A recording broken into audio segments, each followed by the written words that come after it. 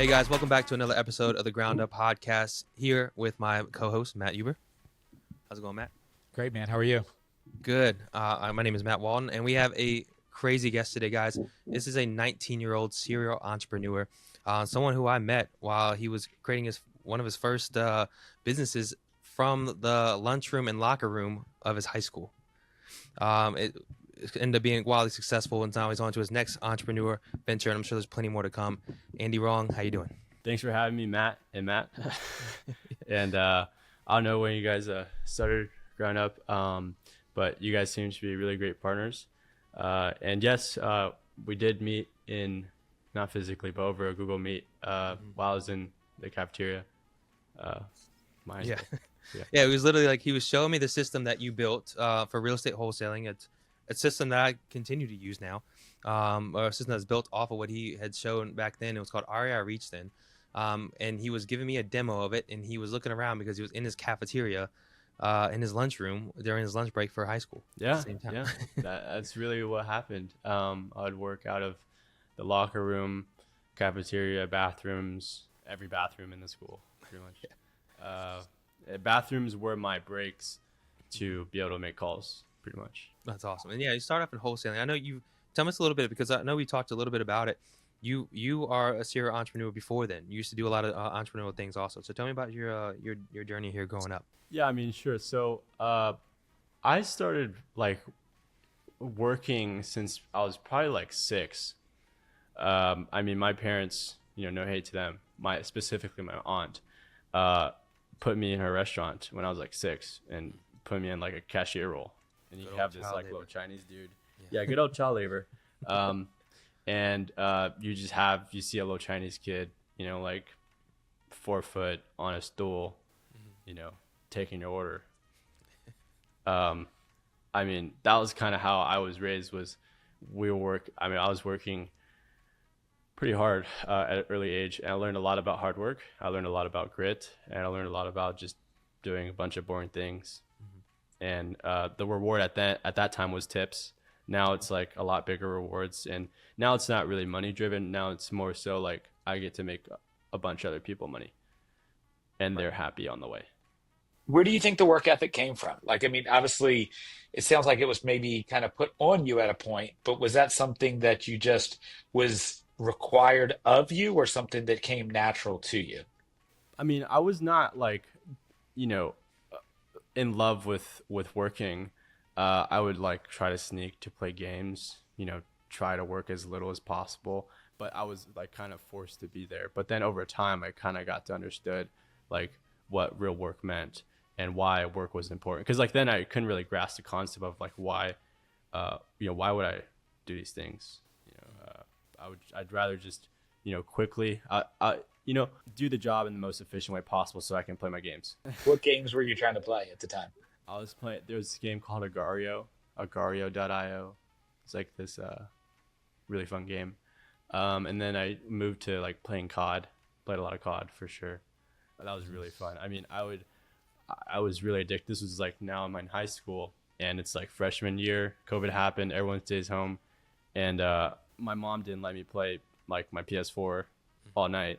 So I just set up a tent outside the house and acted like I was doing like this outside camping thing, but I bought a 100-foot long Ethernet cable and like drill a hole in the house's wall and just routed it to the tent so that I can play COD all night and GTA all nights with uninterrupted. So yeah, that wouldn't work with my parents by any means. But yeah, it was really fun. It was really, really fun. Yeah. So it sounds like the work ethic was always in you. It's just where you applied that work ethic to. At one point, it was video games, and then it became wholesaling, right? And now it kind of has evolved into what you do today. It's probably something, and I think that we found, and Matt and I've had an opportunity to interview quite a few entrepreneurs over the past year, and that a lot of us tend to have a gravitational energy to the things that we're interested in. And we could work endlessly to what we're interested in. But if you try to get our attention on something that we're not interested in, we're not going to spend more than a second more than we have to on that. It sounds like you probably have a lot of that in you as well. Yeah, people think it's like, well, you don't do something because you're lazy. No, it's more so you don't do it because you don't want to do it. Like you're just not interested in that. But if you're interested in something, you will pour your heart and soul into it. Absolutely. Yeah. I mean, I work more now than ever. It's like go clean the dishes. Well, it's not. If I don't do it, it's not necessarily mean I'm lazy. It just means it's not what I'm interested in. Yeah. So, Yeah. yeah. Yeah. I mean, yeah. I mean, me and Matt probably work more now more than we've ever worked in our entire lives, but we're happy about it. Yeah, people are like, why do you work 7 days a week? 16 hours a day. Like, why would I not? Yeah. They just don't understand. Let me ask you this question because this is something both Matt and I don't think you know this, but maybe you do. Both Matt and I are parents, right? So before we're entrepreneurs, we're parents, we're husbands, stuff of that nature. One of the things I've seen commonly in the younger generation, I'm 41. Matt's a few years younger than me, not too much younger, but a few years younger than me. But I see a lot in the younger generation, just the incentive to actually want to work for what they get. And I think there's a lot of that in the wholesale industry where a lot of people go into that because they see it might be easy money, quick money. It's a way to make money without having to do a lot of work. Um, but it sounds like to you, to me, when I hear you talking, you've always had your eye on a certain prize, and it was never hard for you to find that thing that you were willing to chase. Do you see a lot of that in your peers or people that are commonly your age? And why do you feel like you were different? Yeah, it's a good question. I mean, I always felt like I was kind of the odd one, like not normal. Everyone else was like going right, I was going left, and I didn't know why I was going left. It's kind of just like this obvious, like why wouldn't you go left? So that's an interesting thing. Is like I people my age, at least my high school friends, I used to be really good friends with. Now just like more like acquaintances that talk to every now and then. But they kind of just they're looking for this like fast thing where they overnight can just boom get rich, and that's like so far from the truth. It's insane. I mean, can you make $1 million a year just doing marketing and sales? Yeah. But if you want to build like a 8, 9 figure, 10 figure, I don't know about 10 figure business, but what I do know is, you know, if you want to create something long lasting that will actually create massive wealth, is it's not marketing and sales. It's just creating a great product or service. And then, cause like what I think this is something from Alex Hermosi is he says like, you can definitely get past $1 million a year just doing marketing and sales and essentially scamming people. You'll sell all these people, but they won't actually love your service.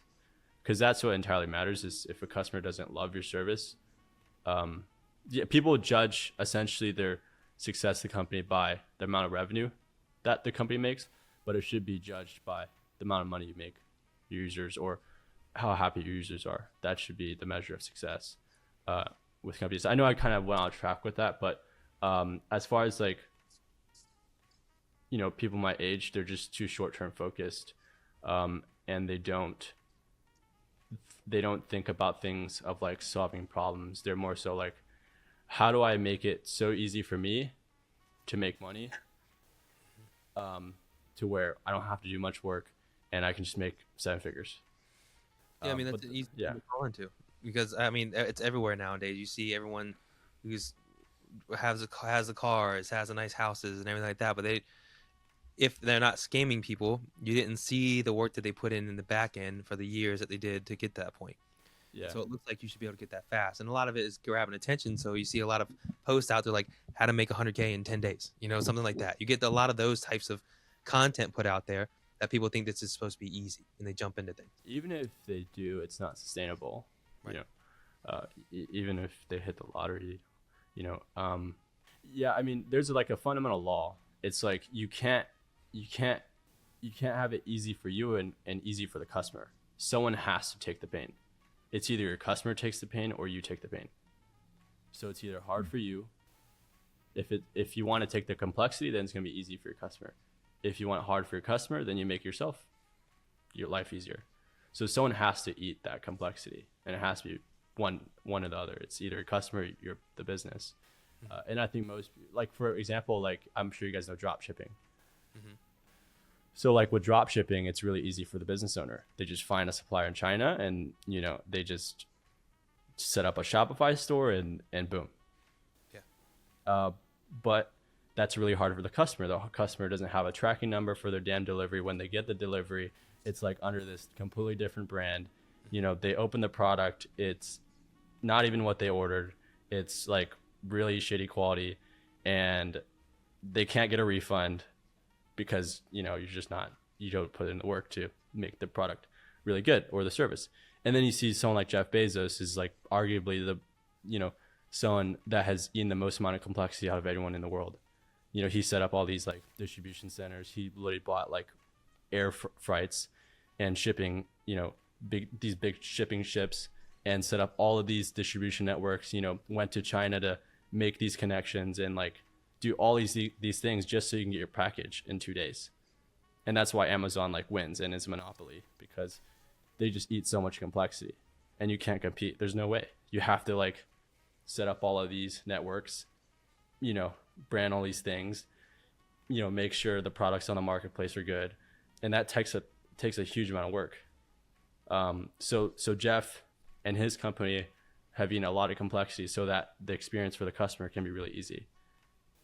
It's impossible for Jeff to have a good time building Amazon and the customer to also have a good time. It just doesn't work that way. It's kind of interesting, Matt, if we apply that to what we do from like the VA business. I mean, we go through all of the filing through hundreds of applicants a day. We have a team that goes through all of the interviews, and then we put everybody through a training to where when somebody's ready to hire a VA, we've already done all of that hard work to where we can plug in somebody that's ready to go right away. To where a lot of the other companies, like that's the thing that they don't solve for, is they don't train them, or you got to go find them, or then what happens when they leave, then you got to start all over. I think that's kind of the same thing that we are doing with. I never thought about it that way, but that is one of the things we're trying to solve for without it being conscious in me, that we're taking all of that headache off your plate to where you get a ready to go service. Yeah, your goal as business owners, how do I eat as much complexity, as much of the problems for the customer as possible? Like, how do I make it to where they don't think? You don't make them think. Right. Is essentially the goal. Yeah, so I see you doing that constantly. I see your posts and stuff, because the venture you're on now that's doing really well is called Dispo Genius. Tell us a little bit about that before I jump into the post. Yeah, so 4 years ago I started my wholesale company, did pretty well with it, did like 6 figures. And when I was doing my in-house dispo, I would be connected with like these bunch of hedge funds, and because back then it was like selling hotcakes to, it was really easy to sell deals, especially to institutional funds. But there was a huge issue, which was distributing the deals. So we'd have this pool of, let's just say like 30 buyers, but each buyer would have like these zip codes and these bed and bath counts, these year built minimums, and these things and these things and these things. And then this guy avoids this, and then you'd have like 30 unique buyers. So, I created an internal tool for my own company back then, and it was just I entered a lead, and then I would know who would buy. And then that was kind of the initial start of this concept. And then now, fast forward 8.5 months ago, we started actually, putting a lot of effort and thought into the idea. And initially, I thought people really liked the tool, like what we're gonna like the tool. But then we launched and figured that's actually the least liked tool, and the most liked tool was gonna be a way where you can just click a button and your deal goes to exactly the right buyers. Like, that was the most favorite feature. I thought that was gonna be a least favorite feature, and it actually was like flipped on its head. And I think that teaches a lot. Maybe other people are starting software companies or starting a product, not even a software company, just products in general, is we will have this belief that people will think a certain way, but we might be completely wrong. Even though I was I would call myself an expert, but I was actually completely wrong. And my initial assumption was just totally wrong. And it was not until I actually launched it, talked to customers, and they started using it, until we found out that, what we thought was going to be most useful was actually the most useless. So what do you do from that point as a business owner? Yeah, so well, you want to launch your product as soon as possible, and you want to get it being used in the real world as soon as possible. If you have an idea, right? You don't want to. What I made the mistake of was I spent way too much time like stuck in a room and being quiet about the product, and being like, these are all my ideas. And I think that is a huge disadvantage. I think people keep too much to themselves. They should share with customers about, hey, this is the potential idea. What do you think? And then you can get initial feedback without having to spend thousands and thousands of dollars on product development. You can get feedback before you spend this, a shit ton of money on, because that's expensive. And you can create prototypes now for, under $100, and you can get that feedback immediately without having to spend $10,000. And then you realize the idea is actually not, now you wasted $10,000 and all your time. All right, so your process now is get the feedback from the customer, come with your idea, get the feedback first, and then decide whether you're going to put all your effort and time into that. Yeah, so you want to what I do usually is, what the process is like, you talk to customers. You have to talk to customers. You can't avoid that. If you don't talk to customers, you're not a real business owner. You have to talk to your customers. Like, we talk to face-to-face, meaning like face-to-face, not just like one-to-many, like Zooms. It's like you're on one-on-one meetings with them. You're flying out to their offices, and you're doing things that don't scale. Because like a lot of people think like, we've got to scale really quickly, and they just started the company. You should not do any of those things. You should do things that don't scale, meaning meet your customers in person and do things that big companies won't do. Like for right now, InvestorLift, InvestorBase, they're now bigger companies, and they won't do that. They will do these one-to-many webinars. They'll do these like more like scalable things, but then they disconnect from customers, and that's that causes like innovators dilemma, where they just stop innovating. Yeah, you're not innovating on the wrong things. You're innovating on the things that matter. To any business, you should stay really close to customers. You should talk to them all the time. Right.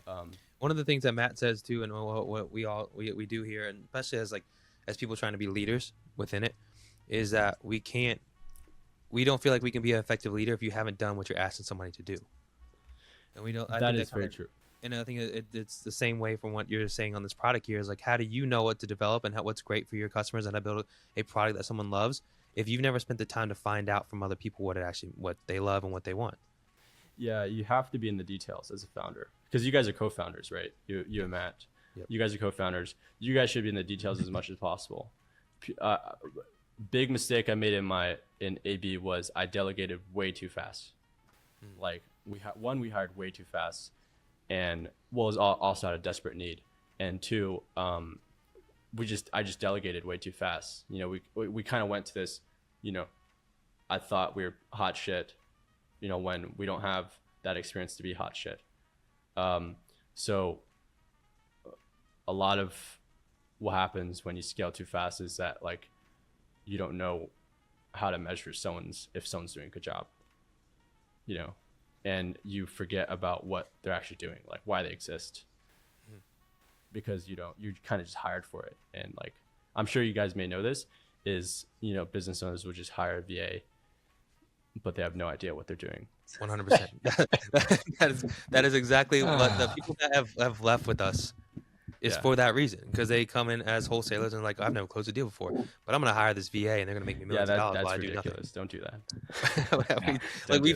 We've learned to now just tell them, look, we would love to help you out. Like, ultimately, we'd love to take your money, but that wouldn't serve you correctly, because you need to go close a few deals yourself. You need to know exactly what you're going to do. And a VA in the wholesale side should be a supplement to things that you've grown away from being able to do. But if you're doing an agent outreach approach and you don't have 6 months of grinding the phones so you can learn everything that your VA is going to go through, then you don't have enough experience. Do that. If you haven't closed multiple deals over a 3-month span, figure out how to do that.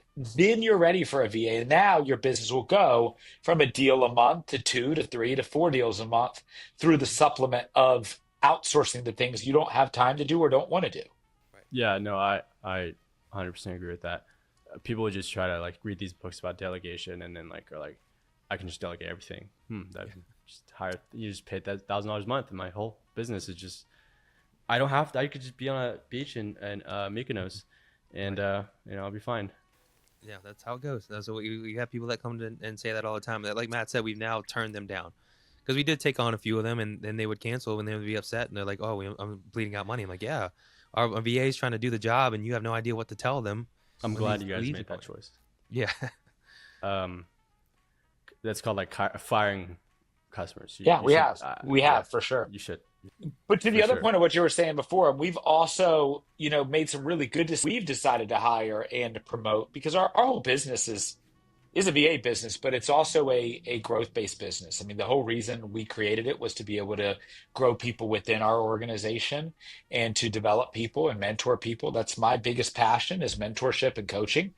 So I do it professionally, where I mentor businesses and typically companies that are trying to build and establish sales organizations. But the thing I get the most passionate out of is bringing in people with zero to no experience, training and developing them to be people that stand next to me in the business, not, beneath me in a sense.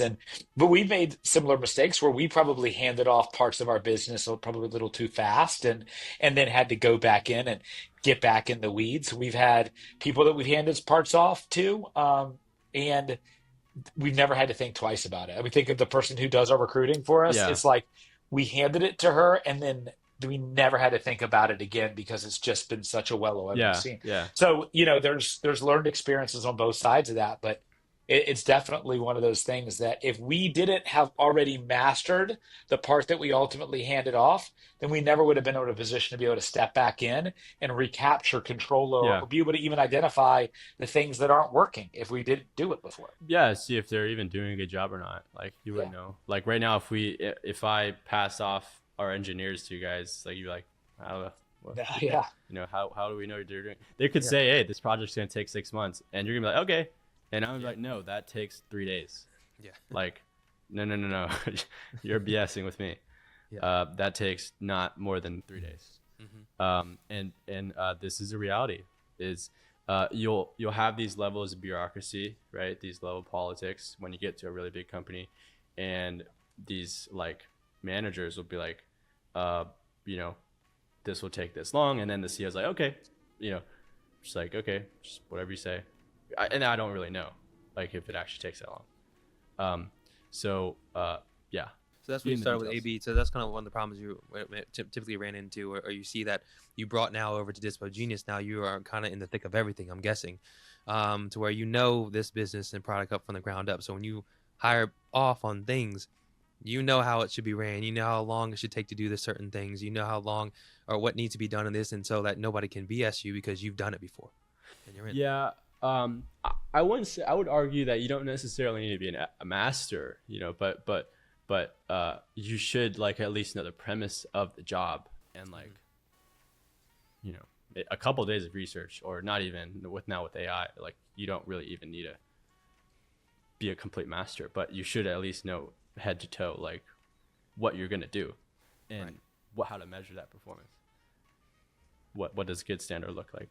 Yeah. So you focus a lot now here on like I like that. Obviously, it's great to hear that you focus not only on like money, because obviously money comes from this, and I think what people don't understand is that they think people do a lot of things for money, but it's not, because money is like I think what I think about it is like money is a reward for doing a great job. It's not like if I do a bunch of stuff for money. If I do really well at something, Yeah. money will come because of that, but it's not. I'm not doing it for that money. So it sounds like with you and Dispo Genius here, like you're focusing on doing the best job you can for other people and this your clients that you have coming in. Now money comes from that. That's part of because you did a great job. Yeah, I mean, we've transcended. I personally have transcended so far from just like money. I see money as a tool to just no. I don't even see it as a tool. I see it as fuel to fuel innovation, to keep the company from dying. Right. That's why I see money. It's just fuel to keep the fire going. It's not like I'm gonna make 10 grand and buy Rolex. I think money can also be No, for a it's lot of just people like just a yeah, scoreboard. Like it's kind of you telling yourself that what you're doing is resonating with your community or your population or your audience in a sense. But yeah, I mean, I think there's going to be some people that are on this call that have not been as blessed as maybe us three on this call to be able to have made money. And there's that obstacle of first making enough money to get past money being the obstacle.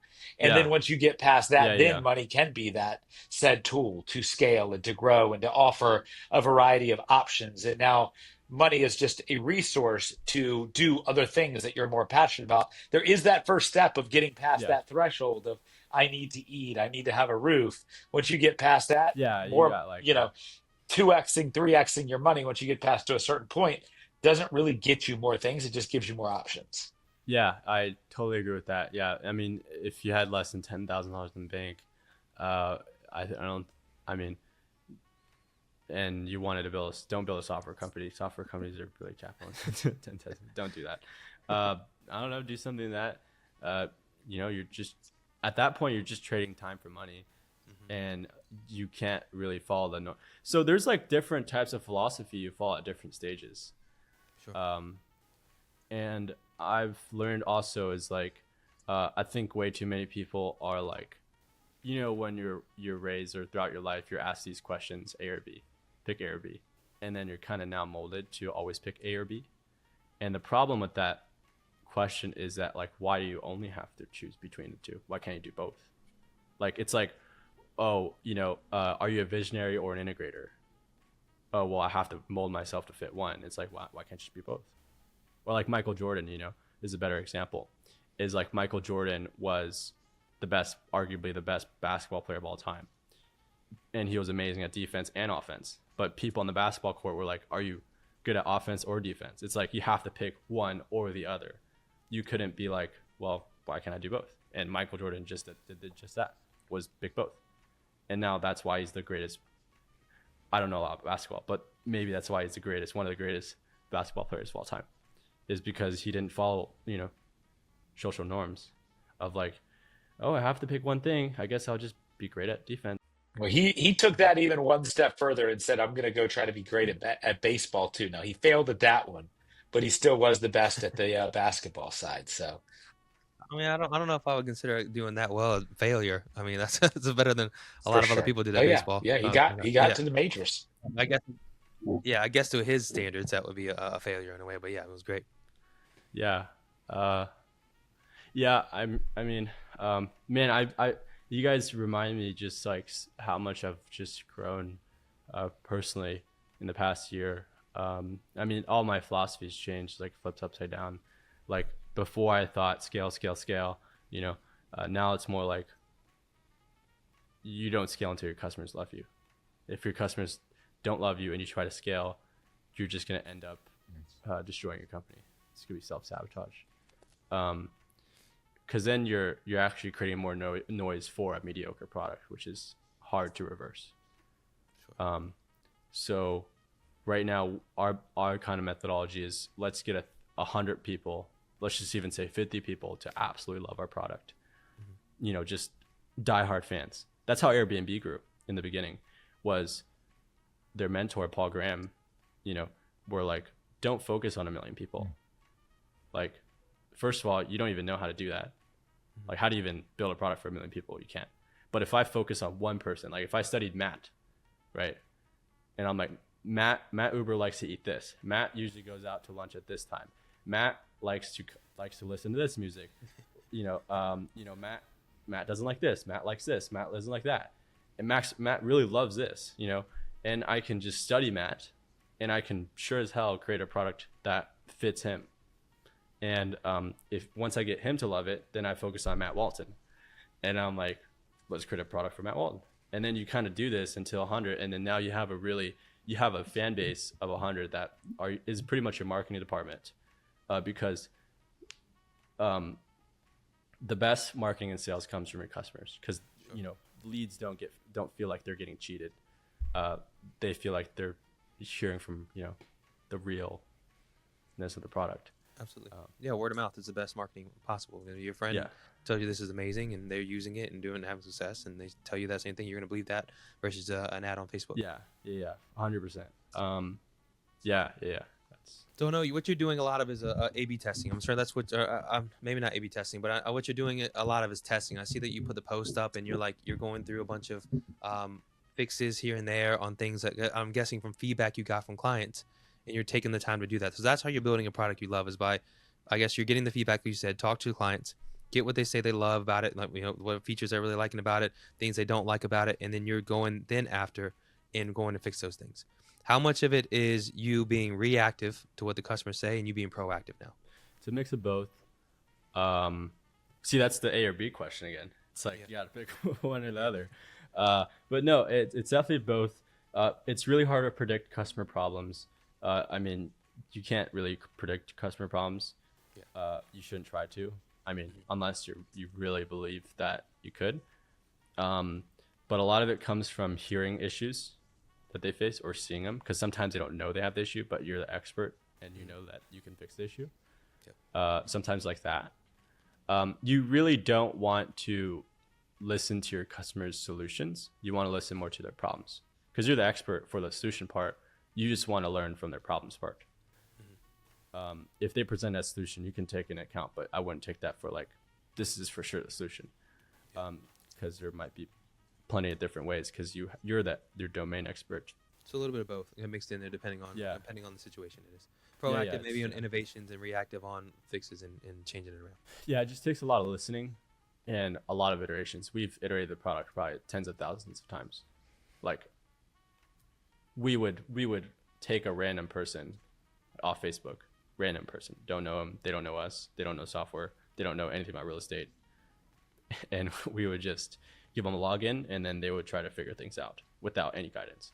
And then we would study how they do things. They're like, oh, what is this? What is that? What is this? And then how do I get this? So like, why is this not working? And then we would, because like, we found that, I mean, most real estate investors are not tech savvy. No, I get that. It's funny you said, because when I first started in the website space or anything like that, I went to work for a company called InMotion, and they were a web server company. Yeah. And they would build like, trying to build like easy to build websites. And so I had no experience building websites, had no idea about web servers or anything when I first got hired in the company. And they brought me in to be like somebody who they basically sat me down and like videoed me like trying to build a website. And they thought this guy was a complete idiot, or they used that video I made to put together a way to make it easier for other people, because I had no idea what I was doing. Yeah. And they were like, oh, so click the widget. I was like, what the hell is a widget? I was like, and they kept asking me like certain things, like, and they would word things. I was like, I don't know what that means. I found out like the little 3 lines is it's called a hamburger. They call it a hamburger. And I didn't know that. And they would ask these things. And so I, like, as someone who has knowledge about websites and things like that, or about any of that stuff, you don't think that you have to dumb it down that far. That everybody doesn't know that everyone has no idea what a widget is called. That thing is called a widget, or that button is called a hamburger button. Like, you just think about it. Same thing happens, I think, with Matt too. When we talk about wholesaling, we just start talking about it and different things with investing, and I think that's it like, just goes right over people's head. They'll nod like, yeah, I understand, but they really didn't internalize anything. Right. And so you really have to understand, like, from somebody who has never even heard any of these terminology before, how can we make it so simple for them? Like you said, the complexity side. Yeah. I mean, it's universal law. You have to eat as much complexity as possible if you want an easy experience for your customers. Like, you book an Airbnb right now, or like an Airbnb thing, it's super easy. Anyone can use it. Your grandmother can do it. Yeah. Just go in, pick a house, But if you had to like create an account, or you do have to create an account, I think. But if you had to, like, I don't know, jump through 10 hoops, just to like, we probably wouldn't. Probably go somewhere else. Yeah, but you have no idea what all the work that went on the back end to make it that easy in the first place. Yeah, I mean, they've added a lot of complexity too. They have this huge marketplace of hosts they have to make sure that the pictures are organized in such a way, because they're not just auto organized like that. They had to like train an AI model to auto sort the pictures for the hosts. Like, who does that? Yeah. But they did it, and now all the pictures you see on Airbnb are the front of the house, or like a really beautiful part of the house. But that's not done by the hosts usually. It's usually done by their AI models. Just that little thing, that maybe costed them like millions of dollars to do, but just that one thing. What's the plan for you from here? Like, you did AB, now you're doing Dispo Genius. Is this Dispo Genius the rest of your life, like the thing, or is there a period where you bring somebody in to run the business and you go create something? Do you want to build something, or do you just love the creating side of it? Um, I like solving problems. That's what I love to do. I love solving important problems. Uh, and um, and if it's at this company or if it's at another company or whatever I start, then so be it. I mean, it's just something that is impactful. It's not So let me ask necessarily you, can like, you slightly different then? If um, you could take I mean, Dispo Genius, uh, sorry if I said it like, wrong. yeah, If you could take that and you could 100x the size of that business than it is today, or no, it's you perfect. could create 20 other problem-solving Hmm. businesses that are 10% the size of what Dispo Genius could be at that 20x. Which one is more attractive to you? Dispo Genius being 25 times the size? I would definitely do just Dispo Genius for sure. That's easy. Mhm. Definitely. Yeah, yeah. Uh, I mean, that's easy for me. I don't know. Maybe you guys have different opinions, but No, um, I mean, yeah, that's on you. How do you feel like that? So yeah, it just depends. We want to know, like, are you focused on, like, because I've seen both ways, and we ask people, and we're gonna ask you this question later on about their 1 year, 5 year, and 10 year goals. uh-huh.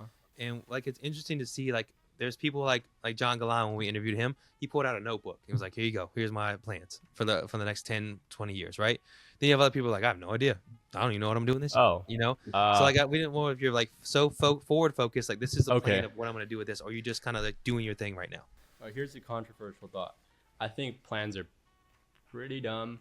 Not dumb, but they're just like plans never go your way. You're essentially trying to predict the future. And I'm not saying like, putting your goals down don't matter. You should definitely put out a goal. I mean, you should know where you're going. But I think when people like start a business and they put up this whole business plan, I think that's ridiculous. Uh, it's just like we had a business plan. I made the mistake, and you know what? We're totally off the plan. but but uh, um, but that plans change on day one. You know, plans never go as planned, and you Right. kind of just Yeah. as long as I think what's more important than Yeah, a plan that's is a why mission. I Like, what asked is the your mission? question of like, Hmm. you know, Um, are yeah, you and then you more just have, and excited then to yeah, start a bunch of things that could be $100,000 businesses, or would you rather have one $10 million business? You know what I mean? Like, if your concept is I like to solve problems, and you could solve 10 different problems, but at a smaller scale, or create one massive solution like an Airbnb, but it's yeah, just a massive solution, and you have hundreds of employees and you're able to help thousands of customers. I just didn't know. That's my thought process. I heard you talking is I think you find both of those things attractive. I just didn't know if it's that A or B dynamic, which you don't like and I don't yeah, like either. But if it's that A or B dynamic, which one is more attractive to you? I don't know the answer if you were yeah, to ask me that question. I tend to think I like to have my hands in a lot of things because I feel like if I'm just doing one thing for the next 30 years, I probably get bored with it. And I want that juice, that excitement, that starting something and the risk that's there, not just the mundane day to day. yeah. I mean, you see someone like Elon Musk. He has Tesla, SpaceX, Neuralink, Starlink. These are really hard problems. Like you're building sustainable electric vehicles, which is a very hard problem. Number one, and then he's also solving how do we build reusable orbital rockets technology. And like people joke all the time, like, "Oh, this is not rocket science." He's literally doing rocket science, um, and he's doing Starlink, and he's putting 5G all over the world. Where if you're in a forest in the middle of nowhere, you can play like you can play like a 4K video. That's a really hard problem. And then you have Neuralink, where he can put brain chips in people to solve for disabilities. That is also an extremely hard problem to solve. And I think he has one main mission. And I heard a podcast that was Mark Anderson talking about Elon Musk's leadership Um, style on Joe Rogan a couple months ago, and it's something really I've internalized quite a bit since then because I've currently right now Matt and I combined we run about six or seven different kind of organizations, businesses. It's all under a lot of the same infrastructure, but it's completely different things. And what we've been able to do is evolve people into leadership roles. And what Mark Anderson said about Elon Musk that really kind of caught my attention. He said, the why Elon can be such a highly effective, maybe one of the most effective CEOs in the world, is because he's able to appoint people as or more intelligent than him to run each department. And he is just the most dynamic problem solver. And so he has somebody that's ultimately running the day to day on Tesla. But then when something breaks on Yeah. Tesla, he goes in full force, all attention here, Yeah. sleeping on the floor, fixing it, He's there. solving it, then He's there. putting the person back in place, moving on to the next problem solve, go after it, right? Right now he's going after, the Doge project, right? Nobody's going to be more singularly focused on that than him, whether you like the idea or not. Yeah. He's going to be singularly focused on it. He's going to find the problem, solve the problem, move on. That is something that when I heard that, I said, you find good leaders more specifically focused on the knowledge than you might be, but you just be a dynamic decision maker, problem solver, that then you can be dynamic in many more places than just the one. Yeah. People, I think people just are too molded to a title. Like I'm a real estate wholesaler, or I'm a real estate agent, and they're just molded to only that. So that if something new is outside of that position, I don't know. I don't know. It's like if a building was about to start, like you saw someone literally have like a set of things to set the building on fire. You're like, oh, call the police right now. But you could have stopped them. But you're like, no, I don't know, how to do that. So like, I'm just not gonna do it. I'm just gonna let the, wait for the building to burn down. That's not like a great example, but it's pretty much like you see something happening that you could have fixed, but since you're not, for sure, that's not yeah, part of and your I mean job that's something description, that you when don't Matt do and it. I assess our team, like Is one of the big best things expression I of that. just really hammer into our team is anybody can find a problem. If you're bringing up the problem without at least thinking through what a solution could be, then you're just a problem yourself. Find a problem, but then let's think through a solution. I'll be here to help you, guide you through that, but I want to see people find problems, solve problems. That's ultimately, to me, what I think the best leaders in my organization are going to do. Yeah. The best leaders are in the details. Mhm. A lot of people argue with that. Like, oh no, you're not worth, that's a $10 an hour task, whatever. But there's something called secondary order benefits. So you may do something, but there's no immediate benefit. So there's no immediate payout, but there's secondary benefits to you doing that. Like maybe like, let's say, like with Elon Musk, like he might have been in the factory working with workers on a task that is just definitely not worth his time. Right. But there's a secondary benefit, which is the people around him see that the boss, the leader, worth billions of dollars, is sleeping on the factory floor. Holy shit, we got to work as hard as him. That's the secondary order benefit that these leaders are looking at, that they're striving for. Not that's not the main focus, but people look at it to face value, where like, oh, this is not worth your time. But what they don't see is the secondary, tertiary, fourth benefit value, like that are not immediately direct. But also on the flip side is there's something called secondary order consequences, where if you buy, let's say you buy a TV, right? You're like, buy a TV, you feel like you only spent $700, and you see that as face value, $700 down the drain. But what you don't see is the time you spend watching TV, the time wasted watching TV. And then the tertiary might be other things, like, well, now that $700 could have went to this thing or this thing, and then like there's just many different levels of indirect consequences for you doing an action. Yeah, for every decision you make. Yeah. I use that excuse all the time for my so I can get it cut out of cutting the grass. Like, it's below my hourly wage. I don't want to spend my time doing stuff below my hourly wage. So How does that work for you? How does that work? I get the impression it does not work well for you. it's fine right now. My wife is not happy that I spend money on somebody to cut the grass for me, but I am very happy that I don't have to. See, that's a secondary order consequence. Exactly. Is that's Yeah. the secondary order consequence. But that is a real thing. Yeah. In business too. Like let's say you I don't know. Like, this is a really good example. you guys know R&D and like research and development. Sure. Yeah. So like there was this big company, many years ago, and they were a Canadian company, and they were like the hottest, medicine company alive, and they were spending a ton of money on R&D, and at some point they were like, we're doing so good, we don't need to do anymore. R&D doesn't pay us right now. We waste millions of dollars on it, and it's not getting us nowhere. And what the CEO didn't see was, and also the CEO would go to basketball games, front row seats, fly on private jets, all these things. And he didn't realize there's secondary order benefits to, one, stopping R&D, because R&D doesn't pay out until years and years and years. And then when it hits, there's a breakthrough, your company's paid millions and millions and millions and millions of dollars. What he didn't see was the long-term effect of cutting off R&D. He only saw the short-term effect of saving money. Mm-hmm. He didn't see the long-term benefit of like, okay, yeah, we spend money right now, but in the future, when we make a breakthrough, if it happens, we're made 100x our money, 1,000x. Sure. And I think many business owners don't really think about the decisions they make.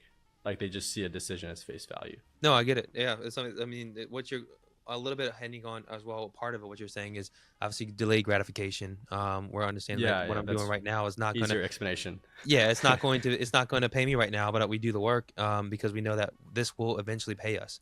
I have to tell people that all the time with wholesaling, especially like the VAs that we work and do our acquisitions, the ones that are doing acquisitions. But like, hey, I want you to understand that you're putting out all these offers, and you're not seeing them get accepted right now. That's okay.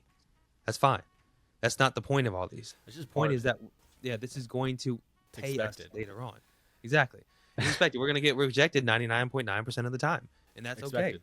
Exactly. And so we're going to get delayed gratification. It's not going to be that the work we do right now today is not going to pay me today. But months from now, we're going to reap the benefits from this. Yeah. Because all this work and the follow-up that's going to go into it is going to pay us back. And I have to tell a lot of new clients that sign up with us that maybe haven't closed a bunch of deals yet, that this is building so that way this is how you get to multiple deals a month. Yeah, it's building the farm. Like you plant the seeds today, but you're expecting them to fruit tomorrow. Exactly. That's just not how it works. But if you plant more seeds today, you continue to, mow more acres down, nothing will grow for a long time. You're spending a shit ton of money, a shit ton of, time, but, wait a couple of years, boom, you're going to have the most fruitful farm in the nation. Absolutely. Awesome.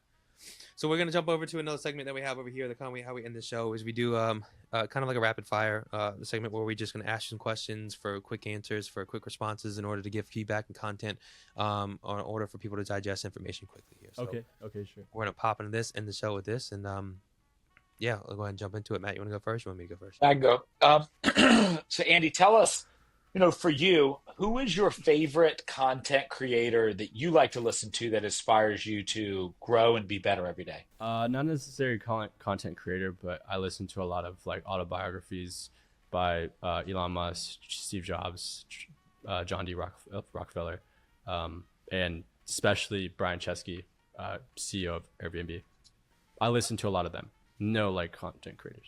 All right. So when you're creating a product and trying to find out what people love, you know a little bit about this, but I want to kind of get it broken down for everybody. When you're trying to create a product you love, what are 3 things you focus on the most? You have to focus on customer experience. So this is a little longer answer, sorry, but it has to.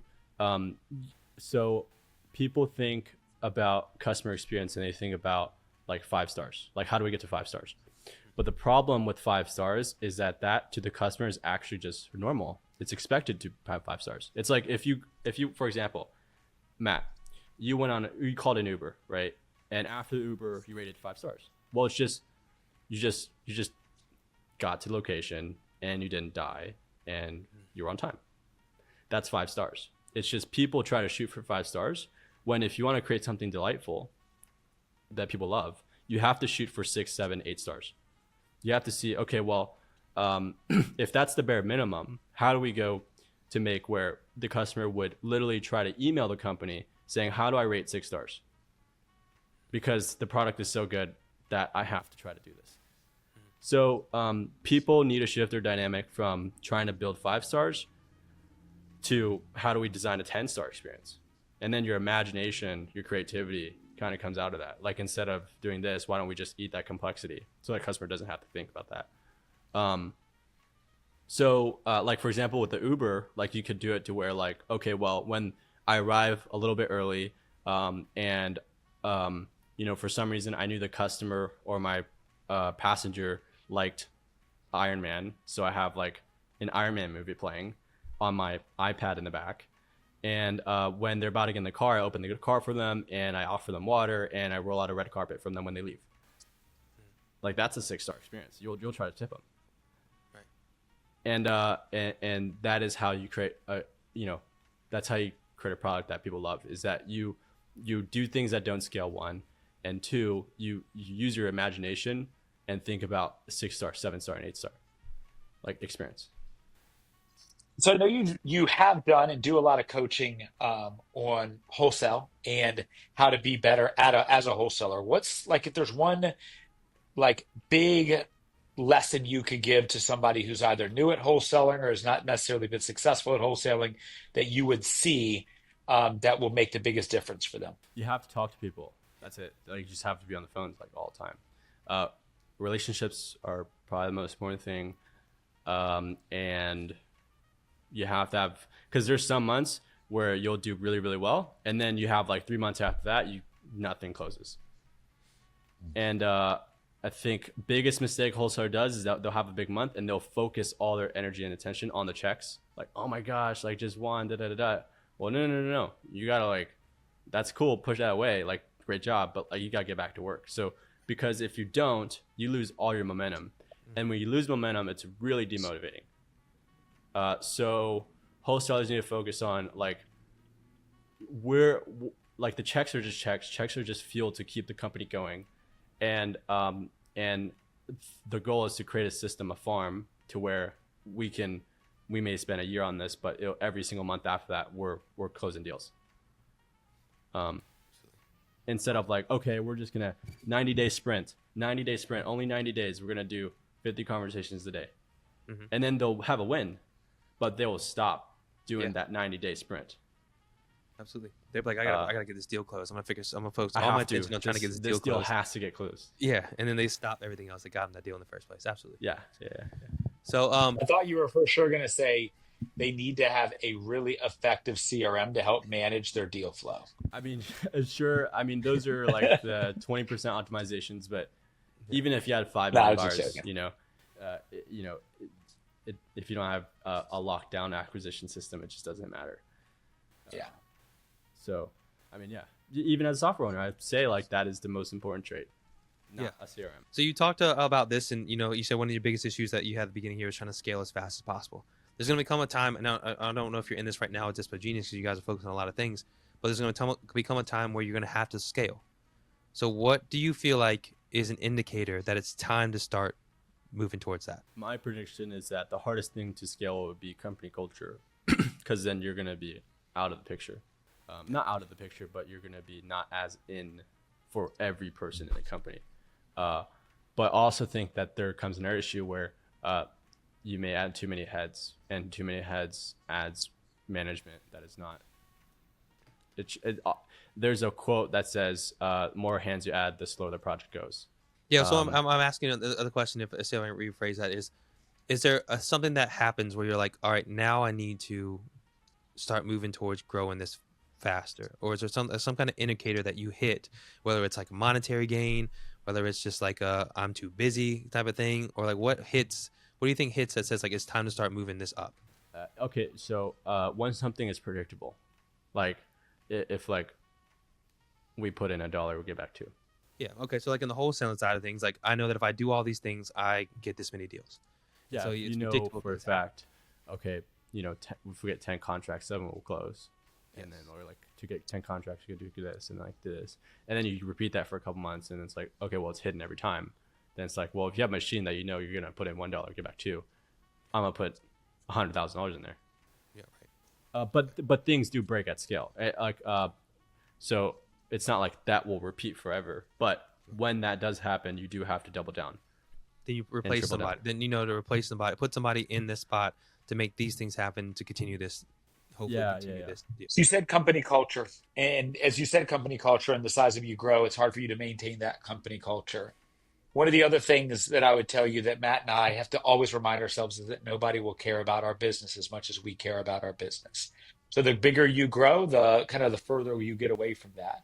But if we stick specifically on the company culture, what are the three things that are the most important to you when creating a company culture that you want to make sure your company has? First, it starts with the hiring. Like, you gotta make sure you got the right head.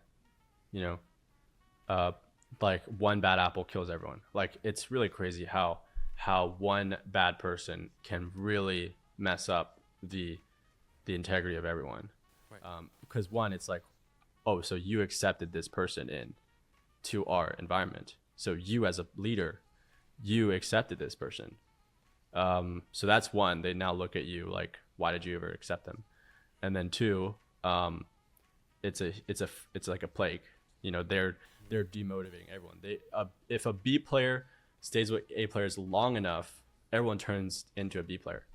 Eventually, may not happen tomorrow, may not happen the next day, but eventually, if enough time, that B player will just demotivate everyone, unless they're like really hardworking and they get themselves to an A player, which is different. But most of the time, it's not true.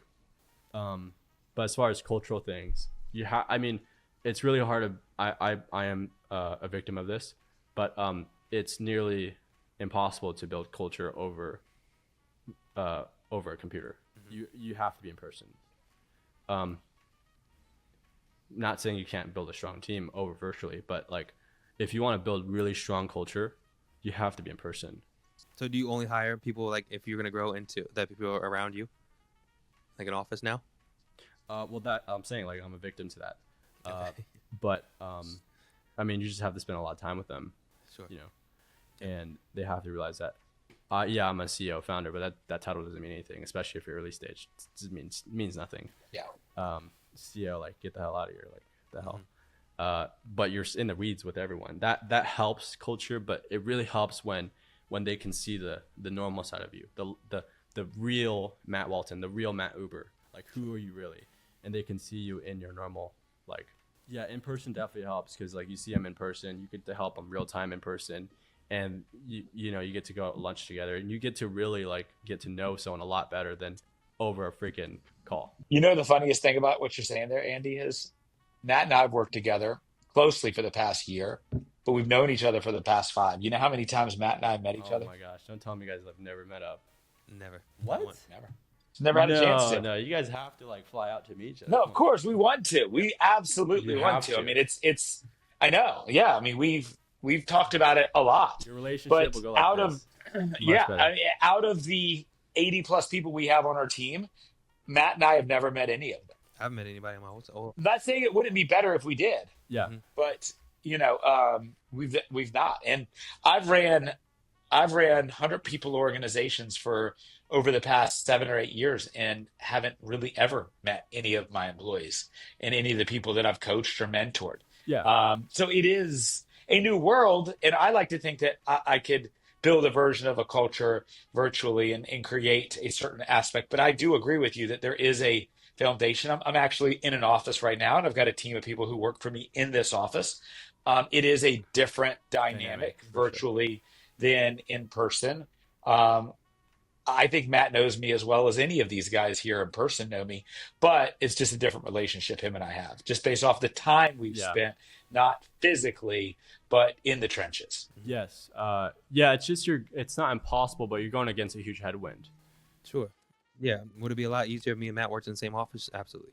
Yeah, you just be like, hey, yo, got this issue, instead of like, Yeah. you know, Slack huddle or whatever. Just like, Yeah. fix the problem right here. All right, Matt, But- go ahead and yeah. ask the last question, since I think we've already gotten the answer on the 1, 3, and 5 year Yeah, I'm not- goals. I'm not gonna ask you. Yeah, that. so don't ask that one. Ask the last one that we always ask. All right, Andy, we're gonna finish up with this, man. So at the end of the day, Andy Rong is going to sleep for the last time. He got a long time because he's only 19 years old. But say Andy Rong is going to sleep for the last time. He's not gonna wake up again. What do you want your legacy to be? Legacy. Never thought about it. Well, I'm still really young, and I'm a child. So I don't know what legacy is behind me. But I don't know. I mean, I would want people to know that I was hardworking and worked toward a goal. But I mean, legacy is kind of weird because like, well, I'm still young, so like kind of the concept doesn't really. Yeah, and I'm I can't really honestly grasp very the interested concept. to ask you this. I want to keep this clip because I want to ask you this like 20 years from now. Yeah, Like I yeah, want to yeah. ask you like 20 years from now what your answer is on this, and I'm really interested to know what it's going to be. What it's going to be. Currently, I can't grasp the concept. I will say that of Yeah. like what is really legacy. No, if you ask me at 19 years old either what my legacy is going to be, I'm like, oh, I like the party. Yeah. So I don't don't know. really know what would. I mean, you'd have to be really legendary to be like leave a meaningful legacy. Like you have like, you know. Yeah, I Steve mean, I guess Jobs. if you're thinking worldwide, I mean, we like because me and like Matt said, me and him are fathers. You know, we're husbands and fathers too. So part of our legacy and Ah, what we okay. think about Yeah. is our children and what we can leave behind for them. And so that's I know don't that's have children easy. yet. Yeah, so it's easy to think like, am I gonna Get to work, Andy. Come on, what you waiting on? Yeah, it's easy to think like I want to leave a legacy for the entire world, but it's not that's not realistic. I mean, only certain people are going to be able to hit that, right? So I want to Yeah. leave it for people that have already met me, and so.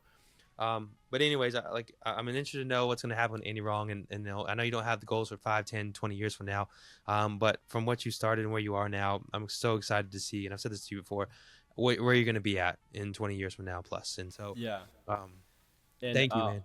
For the people listening to this, if you don't have it figured out, I promise you, no one has it figured out. Like everyone is figuring it out. Right. They're just trying to figure it out, and Yeah. you should also try to figure it out. But you'll never like I have it figured out.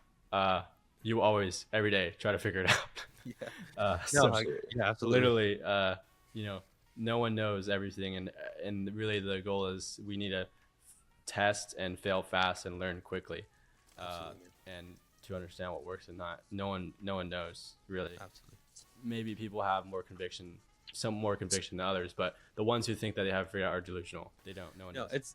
it's awesome. Like I said, it's awesome to see you, and I agree with that. Everyone's still trying to figure it out consistently, but it's awesome to see because you know a lot of people get a lot of crap for your generation of kids and stuff like that. But I see get so it. many people in the wholesaling industry and other industries that What are are we, working Gen there. Z, Gen X? Yeah, whatever. Which one you're a part of? I know a lot of people give crap, but I mean, you guys work so hard, and I've seen people so driven inside your age bracket here. It's really inspiring to see and awesome. But I'm excited, man. Thank you so much for being a part of this podcast here. I'm excited for Dispo Genius and seeing how far that grows. I do want to be a part of it. One time, we're still working on our scaling parts of things. I really want to be a part of Dispo Genius. You already got me started on Astro Blaster, which really helped to scale and grow my entire organization to what it is today. So thank you for that. But Andy, thank you so much for your time, man. We look forward to talking to you again soon. Thank you, Matt. Thank you, Matt, again. Thank you, guys. Thank you.